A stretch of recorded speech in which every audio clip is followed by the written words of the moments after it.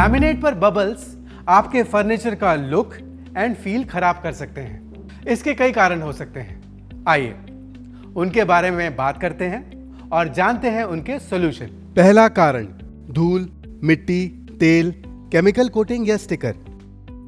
ये लैमिनेट का बॉन्ड खराब कर सकते हैं और बबल आ सकता है। एक ड्राई क्लॉथ से सरफेस को अच्छे से क्लीन करें और अगर कोई स्टिकर हो तो उसे ध्यान से चिजल से निकाल लें। कई बार वाटरप्रूफ प्लाईवुड पर केमिकल कोटिंग होने से लैमिनेट अच्छे से नहीं चिपकता, इसलिए व्हाइट ग्लू लगाने से पहले प्लाईवुड को सैंड पेपर नंबर 80 या 100 से अच्छे से सैंड करें। फिर एक कपड़े से उसे अच्छे से साफ करें। जब लैमिनेट रोल फॉर्म में आता है तो आधे लैमिनेट की डेकोरेटिव साइड बाहर होती है और आधे लैमिनेट की अंदर होती है।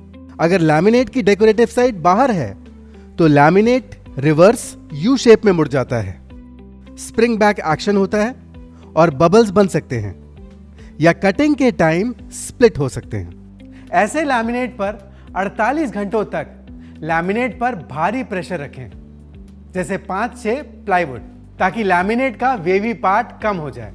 जिस लैमिनेट की डेकोरेटिव साइड अंदर की तरफ होती है वो बॉन्डिंग के लिए सेफ है, क्योंकि इस्तेमाल के समय प्रेशर और मास्किंग टेप की मदद से लैमिनेट आसानी से सीधा हो जाएगा। प्लाई में बेंड और वॉर्पिंग की वजह से भी बबल्स बनते हैं, इसलिए बेंड हुई या वॉर्प हुई प्लाई पर प्रेशर बनाएं, उसे 2 प्लाई के बीच रखकर। अगर हवा में नमी ज्यादा हो, खासकर बारिश के मौसम में, तो प्लाईवुड नमी सोख लेता है और ज्यादा मॉइस्चर होने की वजह से वो फूल जाता है, जिसकी वजह से ये बॉन्डेड एरियाज पर स्ट्रेस पड़ता है और बबल बन जाते हैं। इसलिए ध्यान रखना है कि प्लाईवुड की नमी 12% से कम होनी चाहिए एज पर IS स्टैंडर्ड। अगर नमी 12% से ज्यादा है तो धूप या हॉट एयर गन की मदद से नमी को घटाएं।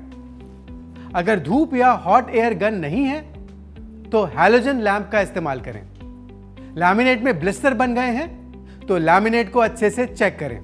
अगर ब्लिस्टर को पंचर करने पर पानी ट्रांसपेरेंट है तो कस्टमर से बात करके उन्हें बताएं कि फेविकॉल हाइपर रंग में ब्लूइश व्हाइट है और फेविकॉल मरीन और SH प्योर व्हाइट। इसलिए यह प्रॉब्लम ग्लू की नहीं, बल्कि लैमिनेट क्वालिटी खराब होने से लैमिनेट की अपर और इनर लेयर के बीच पानी फंसने की वजह से हुई है।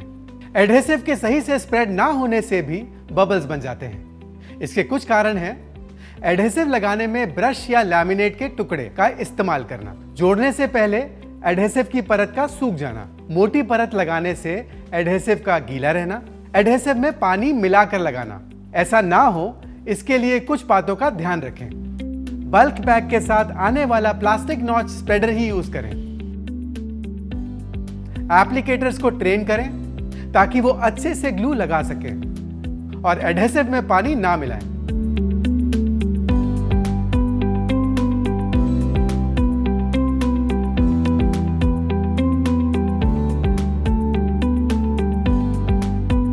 अगर धूप में या गर्मी के सीजन में या ओपन विंडी एरिया में एडहेसिव लगी सतह 8 से 10 मिनट से ज्यादा खुली रहे तो एडहेसिव सूख जाता है और बबल बन सकते हैं। इसलिए मौसम के अनुसार काम में बदलाव लाके अगर एरिया बड़ा हो तो 2 लोगों के साथ एप्लीकेशन कीजिए।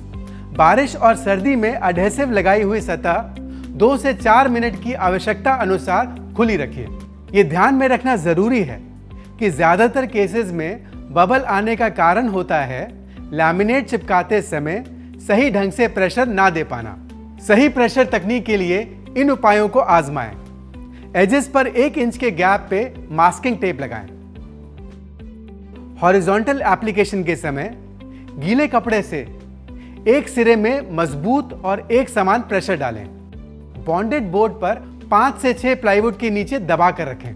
और वर्टिकल एप्लीकेशन में भी गीले कपड़े से या प्लाईवुड पर कपड़ा लपेटकर सेंटर से लैमिनेट के एज तक मजबूती से प्रेशर डालें और इस प्रोसेस को 3 से 4 बार रिपीट करें। सामान्य वातावरण में 6 से 8 घंटे और बारिश में दूसरे दिन तक, घनी ठंडी में आधे दिन तक दबा कर रखें। पेपर के टुकड़े से, मास्किंग टेप से या ऐसे ही हाथों से प्रेशर ना दें। वर्टिकल एप्लीकेशन में दो बड़े साइज के एडजेसेंट लैमिनेट के बीच एक्सपेंशन की वजह से ओवरलैपिंग हो सकती है और बबल बन सकते हैं। इसलिए काफी लैमिनेट कंपनीज के सुझाव के अनुसार पैनल 2 फीट से ज्यादा चौड़ा और 8 फीट से ज्यादा लंबा नहीं होना चाहिए।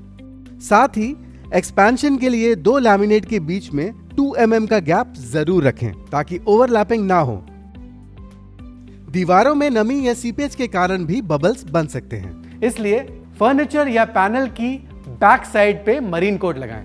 टेम्पररी सॉल्यूशन के लिए प्लाई पर लैमिनेट या सीमेंट शीट या WPC PVC बोर्ड भी चिपका सकते हैं। अगर आप ये स्टेप्स फॉलो करते हैं और सभी प्रिकॉशंस रखते हैं तो बबल के आने को कंट्रोल कर सकते हैं।